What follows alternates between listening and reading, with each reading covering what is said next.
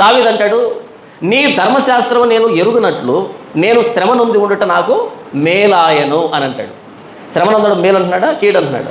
నీ ధర్మశాస్త్రం నాకు అర్థమయ్యేదానికని నేను శ్రమ నొంది ఉన్నాను, అందును బట్టి అది నాకు మేలైంది. కొన్ని సందర్భాల్లో మనం వచ్చేటువంటి ఆ పరిస్థితులు మనకు నేర్పిస్తాయి, దేవుని వాక్యాన్ని అర్థం చేపిస్తాయి.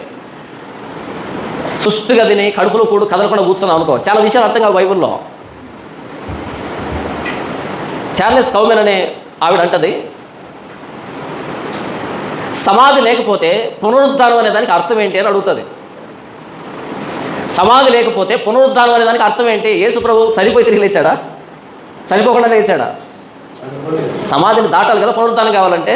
మరి నేను పునరుద్ధానం కావాలంటే ముందేం కావాలి? నేను చనిపోవాలి. కానీ సావు దగ్గరికి వస్తే మాత్రం గజ గజ గజ ఒరిగిపోయి పునరుద్ధానం గురించి బల్ల కొద్ది ప్రసంగాలు చేస్తే మంచిది కాదు.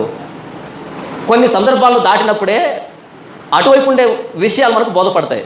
కన్నీళ్ళే రాకపోతే ఆదరణ అనే దానికి అర్థం ఏంటి అని అడుగుతుంది. దేవుడు నన్ను ఆదరించాడు అనాలంటే దానికి ముందు ఏం చేయాలి? మనం ఏడ్చి ఉండాలి.